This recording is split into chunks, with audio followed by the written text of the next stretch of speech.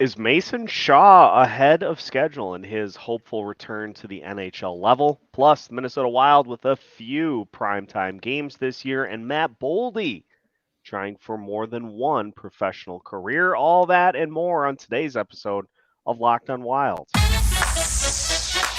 You're Locked on Wild, your daily podcast on the Minnesota Wild. Part of the Locked On Podcast Network, your team every day.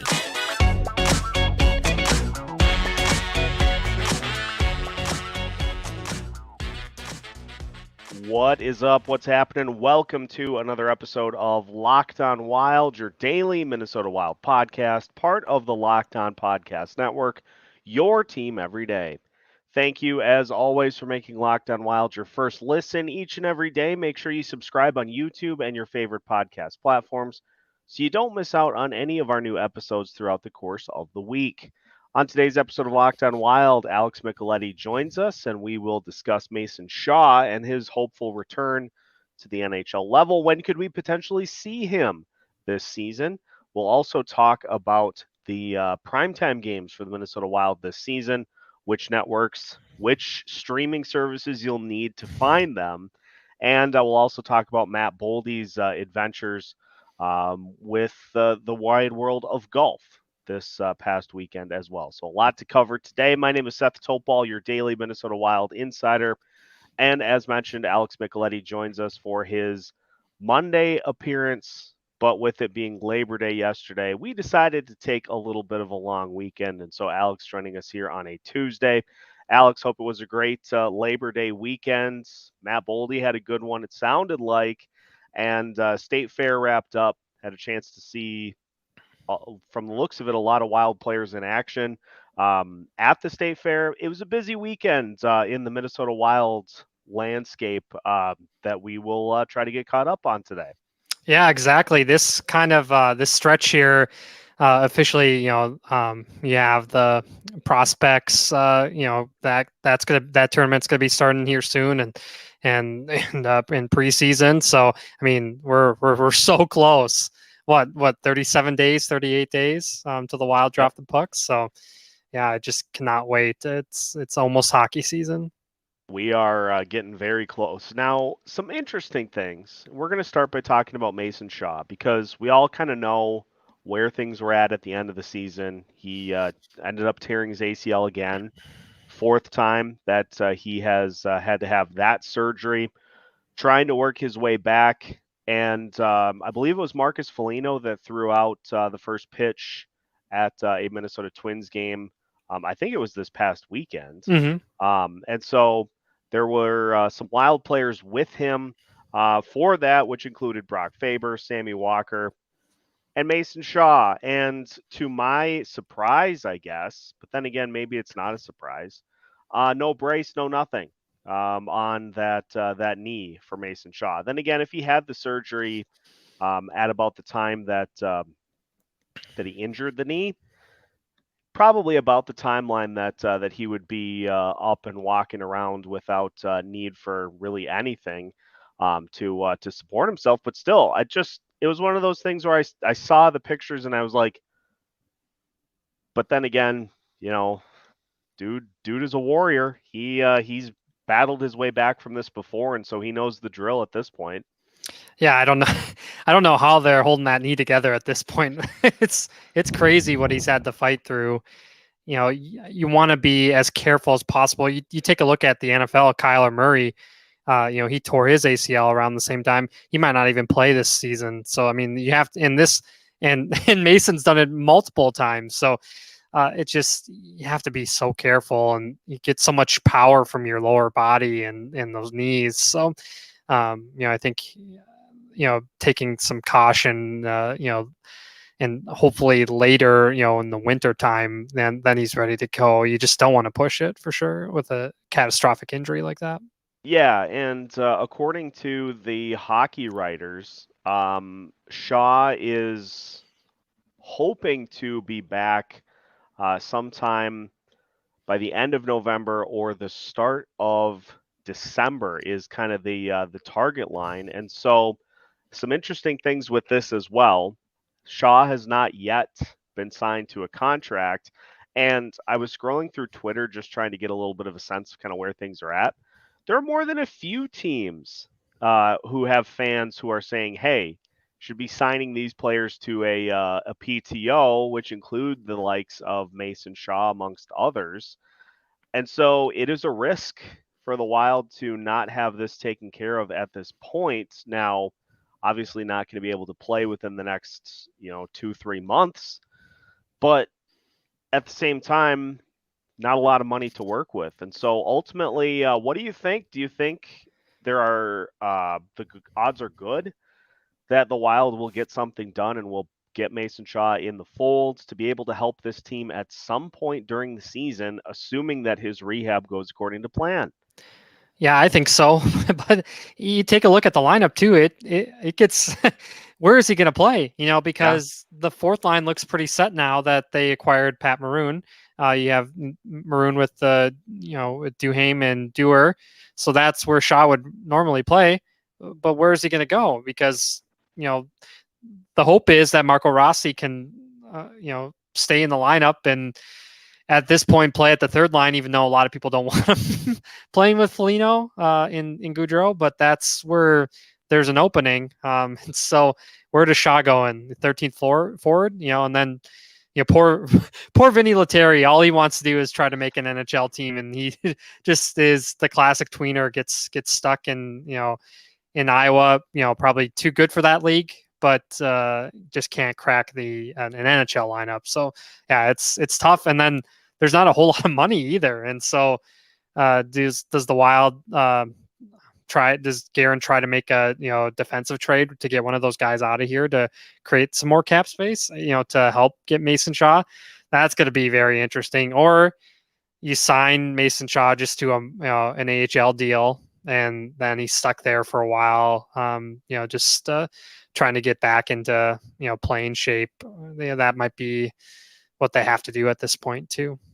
Yeah, it's a situation where I think if they can kind of figure out a way to get through this year and see how he's doing, that then they would be very amenable to bringing him back in the future, because he was a great fourth line guy, was a great member of that penalty kill, and not only missing Joel Eriksson Ek down the stretch, but losing Mason Shaw was a big blow to this team's success at the end of the season too.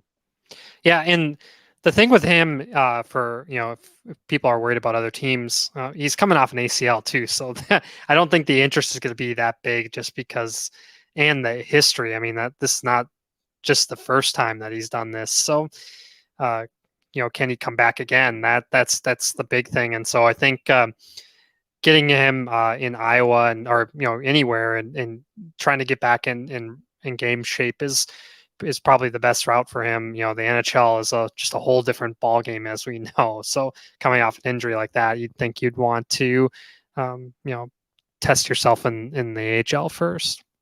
We're rooting for him. Mm-hmm. It would be Always. great to see Shaw get back, and I don't think that's anything that anybody is questioning at all. No. His ability to work through this. It's just there's a lot of book work to be done, and there's figuring out where he would fit on the roster. So this is something that I think we'll keep an eye on as the season unfolds. And, this isn't a situation, too, where if the Wild do run into any sort of injury situation that keeps anybody out of the lineup long term, that would be a door that they could look to fill in that instance. Yeah, we saw it last season too. The Wild had some injuries, and some guys got to play. Sammy Walker had an amazing NHL debut. So, guys like Mason Shaw could be clamoring. Vinny Lettieri.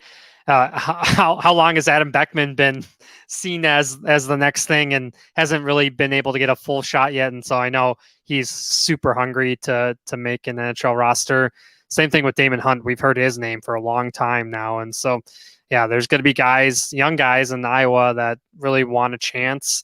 It's going to be tough with cap space, but the Wild do have some older aging forwards, and so with that, comes the risk of injury. And, we saw Matt Zuccarello was probably playing in the playoffs when he shouldn't have been. And it's just, you have older guys. Foligno comes to mind too, just with, the way he plays. And, same thing with Pat Maroon's getting up there in age too. So, that's another guy that, you worry about too if he gets in a fight too. And we saw Duhaime get a concussion from fights. So it's always a risk with those fourth line guys, just with the way they play too. Maybe we'll just have to borrow Royce Lewis for a month or two. Side note, big weekend for Royce Lewis. Hoping that the Twins find a way to get some momentum going into the postseason. If you want more on the Twins, make sure you follow Brandon Warren and Locked On Twins. He has everything on lock, pun intended, on the Twins as the season unfolds. We're going to take a look next at the primetime schedule for the Minnesota Wild. They have no shortage of primetime games this year, multiple networks, multiple channels, and so we'll give you the scene as to what the primetime schedule looks like as we continue today's episode of Locked On Wild after this. Our next partner is a product I use on an everyday basis. And what it comes down to is the simplicity and the ease at which you can get vital nutrients and supplements into your system with AG1. It used to be that I would take 5, 6, 7 bottles of vitamins all at once, lay them out on the counter, and try to figure out how to get them into my system while I was getting ready to go for work for the day. Now, all I need is one scoop of AG1 in a cup of water, and you're putting 75 high-quality vitamins and nutrients into your system. Not only that, it gives you an unstoppable flow of energy, leaving you ready to tackle the day, no matter what it has in store. If a comprehensive solution is what you need from your supplement routine, then try AG1 and get a free 1-year supply of vitamin D and 5 free AG1 travel packs with your first purchase. Head to drinkag1.com/NHL Network. Again, that's drinkag1.com/NHL Network. drinkag1.com/NHL Network. Check it out today. Continuing today's episode of Locked On Wild. Once again, thank you for making Locked On Wild your first listen each and every day. For the everydayers, make sure that you take a listen to tomorrow's show.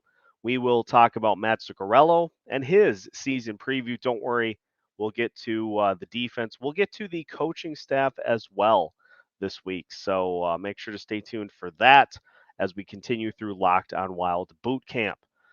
Primetime schedule for the Minnesota Wild. We've got it. It looks like this. The Wild have 1 game on ABC, 3 games on ESPN/Hulu, ESPN Plus/Hulu, 4 games on ESPN regular, and 5 games on TNT. So we get 5 instances of that elite TNT crew getting us set for the start of the game. Opponents include Philly on the 26th of October, the Colorado Avalanche on November 24th at home, the Dallas Stars on January 10th, that's on the road, at Tampa Bay on January 18th, at Chicago on February 7th, at St. Louis on March 2nd, home against the Nashville Predators on the 10th, at Anaheim on the 19th, at the LA Kings on the 20th. So that's a doozy of a back-to-back. Home against the Vegas Golden Knights on March 30th, at Colorado on April 9th, at the LA Kings on April 15th, and home against the Seattle Kraken on April 18th. So I guess all the primetime games are just on the road this year.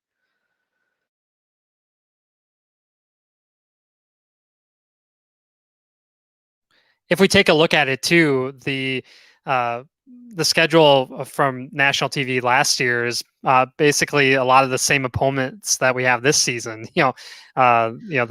That Philly game, remember, that was so entertaining with Zuccarello getting the overtime winner, and in Tampa Bay where we just demolished them because they decided not to play Vasilevsky and Elliott was thrown to the wolves, and so it's always fun playing Colorado on national TV too, in Dallas, and so it's gonna be fun. Hopefully, with the Blues too, it's we have a repeat of Fight Night. That was crazy. That was such a exciting game. They scored 7 goals, 8 goals. So Yep. So I think it was 8. yeah. So I mean, if we can get something like that again, that'd be a lot of fun. And a lot of the, as Kevin Fallness says, Central Division collision opponents. So shout out Kevin. And so yeah, I'm looking forward to the Wild playing Nashville too. It's always a good time as well. Yeah, and it is interesting because you get the different broadcast styles, different booths, different experiences, and this is always just a friendly reminder that TNT far and away does it the best. ESPN is still trying to figure things out, and so it is always fun to get those guys and get their thoughts from a national perspective on the team that we watch on a daily basis. And for the most part, save that Anson Carter, Michael Russo dust up from a couple of seasons ago, for the most part, they do a pretty good job of just telling it how it is. Yeah, and a big thing too, we've seen it, with Skip Bayless and Shannon Sharp breaking apart, and Shannon going to ESPN. Well, with in the booth, or actually he's going to be in between the bench. Brian Boucher is going from ESPN to TNT to replace Keith Jones, who was with the Flyers now. So yes, that is going to be elite with Brian in between the benches. I think he does a phenomenal job, and so he'll be with Eddie Olczyk and Kenny Albert. So yeah, that'll be a great announcing crew for sure. I wonder if, and I say this mostly in jest, but mostly not, I wonder if ESPN is this third season, because this is the third year that they've had the NHL. I wonder if this is going to be the year in which they figure out the audio issues. Oh my goodness, it's been a nightmare. Remember the playoffs too? That was really, really tough. Yeah, hopefully they can get that figured out, because a lot of games are on there, and so yeah, people are going to be watching, and especially with all these young kids coming up too, and Bedard, people are going to be tuning in for sure, and so the audio has to improve tremendously. Just a side Connor Bedard note, from the sounds of it, he will be taking place in the prospect showcase against both the Wild and St. Louis, coming up here at the end of this month. So you'll get a chance to see Bedard up close and personal. That was from Michael Russo a week or two ago. Just popped into my head. So you'll get a chance to see that, but make sure you have TNT. But this is the frustrating thing too for those that are cutting cable and are going with streaming services is, so that is, you've got ESPN regular, which means that those games will be on ESPN regular and not ESPN Plus. You've got the TNT games, which will be there, and then most of the rest of the games will be on Bally's. So, we just collectively have to figure out an easier way to do this than, I don't mind having a different network as kind of the alternate for a team. You want national exposure, and so I'm fine with having TNT do that, but we don't need 4 different networks to watch a single team. Put one on cable and one on not if you're going to do it, and then just let that be it. Yeah, I 100% agree with you. And with hockey, we're trying to grow the game, not diminish it. And you see it on social media too. A bunch of fans complaining, about blackouts too, and not being able to watch the games. And that's tough. It's turning away fans, and that's not what the league wants. And the league struggles for viewership and creating more revenue. And so that things definitely have to improve. It's going to be interesting with regional sports networks, and a lot of them starting to go away. We saw last week that the Penguins are starting their own. So it's going to be interesting to watch that, to see if other teams follow that model or not. And with Bally's holding on for dear life, is this the end of Bally's after this year? We'll see. They've been a good partnership with not only the Wild, with the Twins too. So, and the Timberwolves and Gopher Hockey. So yeah, we'll see. It's going to be very interesting in the next couple of months. Yeah, it would be a shame if they were cut from programming. But speaking of getting cut, Matt Boldy missed the cut in his golf event over the weekend. We'll talk about that a little bit and the aspect of being a multi-sport athlete. That is coming up as we finish today's episode of Lockdown Wild after this. Final segment of today's episode of Lockdown Wild. Once again, thank you for making Lockdown Wild your first listen each and every day. Make sure you subscribe on YouTube and your favorite podcast platform so you don't miss out on any of our new content throughout the course of the week, leading up to the start of the season here within the next few weeks.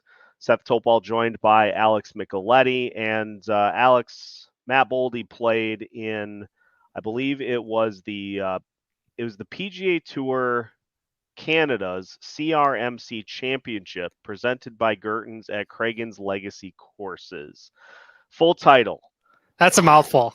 Yeah, that's a lot. But he ended up missing the cut, shot 79, and then shot a 10 over 80 on Friday. Missed the cut at 19 over. Cut was even par. But I mean, it's a fun situation for Boldy, who obviously is a tremendous athlete, heck of a golfer, to even be in a situation to try to do something at a different sport and to succeed in a different sport in addition to just what he does on the ice. This is not something that happens all the time for everybody that's an athlete. Yeah, I mean, it goes to show you how hard professional golf is. Yeah. You can be good at golf, but those guys are the elite, and this isn't even the regular PGA Tour.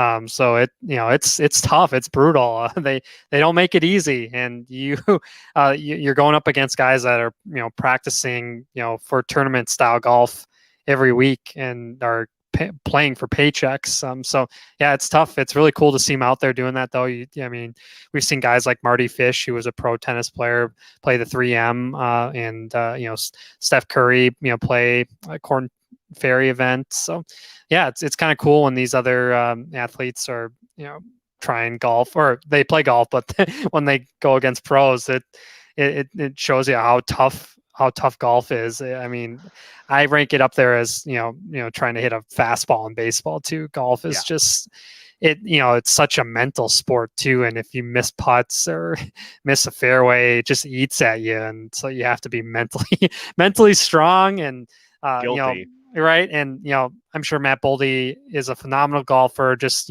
playing with buddies and friends, but when you go play a pro event, they make the course even harder, the rough and bunkers that, and then you have, fans watching you. Whereas, when you're just playing with your buddies and family, there's no fans, staring you down and cheering and making a lot of noise. And so, yeah, there's a whole lot of noise and distraction compared to when you're just, golfing with your buddies. So, complete difference.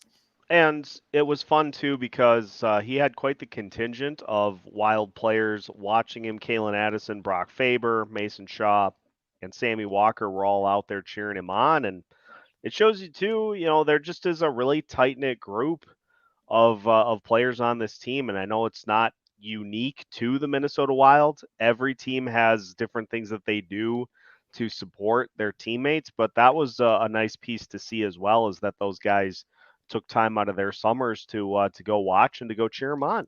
Yeah, it's just isn't a different era of Wild hockey. I mean, just remember just a few years ago where it was Suter and Parisi dominating the locker room, and they're bringing in their own power play coach, Adam Oates. It's crazy the difference, and there's not a divide between old and young guys anymore, and so yeah, it's just the leadership in that locker room is phenomenal.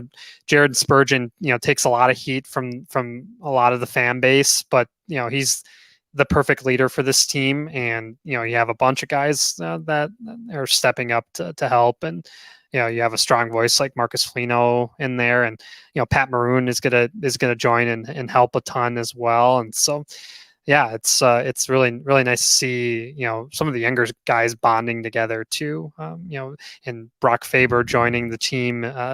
He's going to help in so many different ways. From a multi-sport athlete angle, hear me out on this. What if we were to inject a line into the Minnesota Wild lineup of Justin Jefferson, Anthony Edwards, and Royce Lewis? You could have Edwards play one of the forward spots because he has the explosive ability and he's just a freakish athlete. So put him on the forward. You could, because of his size, you could put Justin Jefferson on the other side, or you can put him as the center because he has just unbelievably good hands. And then Royce Lewis just is Everywhere. on another planet right now. Like I haven't watched more than probably 2 Twins games outside of when I go to my parents' house because they actually have cable and have Bally's. Watched a ton of that this past weekend, and it seemed like Royce Lewis hit a grand slam every game. So let's just take those best athletes of the other 3 teams, put them on a line for the Minnesota Wild. 82-0 in a Stanley Cup, probably. Yeah, it's amazing, and Royce was drafted all the way back in 2017, and now it's 2023. So, baseball is like hockey. Sometimes you have to wait for these guys to explode, and hopefully that's the case with Marco Rossi. So we'll see. This is definitely a prove it or not year for him, and so maybe he can take some inspiration from Royce and have a breakout season. That's a good call. I think he could also be like an 80-point player if he had Justin Jefferson and Anthony Edwards on No the kidding. outside.